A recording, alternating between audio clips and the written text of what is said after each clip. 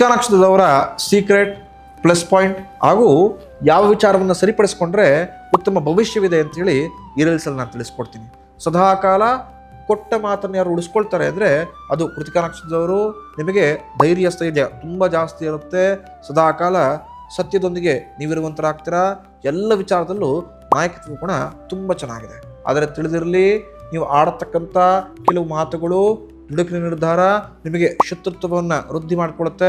ತಿಳಿದಿರಲಿ, ಉಷ್ಣವಾಯುವಿಂದ ನಾನಾ ರೀತಿಯ ಸಮಸ್ಯೆಗಳನ್ನು ಎದುರಿಸ್ತೀರಾ. ನೀವು ಆಡತಕ್ಕಂಥ ನೇರದ ಮಾತುಗಳಿಂದಲೇ ನಿಮಗೆ ಶತ್ರುತ್ವ ಜಾಸ್ತಿ ಆಗ್ತಾ ಹೋಗುತ್ತೆ. ನೀವು ಸೀಕ್ರೆಟನ್ನು ತುಂಬ ಚೆನ್ನಾಗಿ ಮೇಂಟೈನ್ ಮಾಡ್ತೀರಾ. ಯಾರ ಬಳಿಯೂ ಏನನ್ನು ಕೂಡ ಅಷ್ಟು ಮುಕ್ತವಾಗಿ ಹೇಳ್ಕೊಳ್ಳೋದಿಲ್ಲ.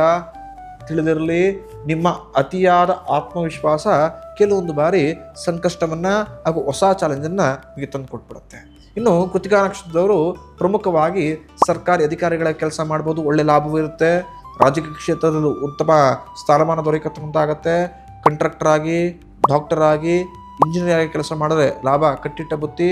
ಕೃಷಿ ವಿಚಾರದಲ್ಲೂ ಖಂಡಿತವಾಗಿ ಭೂದೇವಿ ನಗರದಿಂದ ಒಳ್ಳೆ ಲಾಭವಾಗುತ್ತೆ.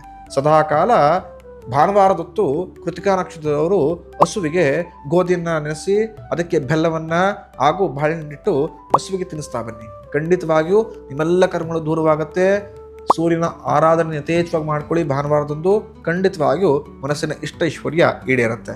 ಈ ರೀಲ್ಸ್ನ ಕೃತಿಕಾ ನಕ್ಷತ್ರದಲ್ಲಿರತಕ್ಕಂಥ ನಿಮ್ಮ ಸ್ನೇಹಿತರಿಗೆ ಫಾರ್ವರ್ಡ್ ಮಾಡಿ.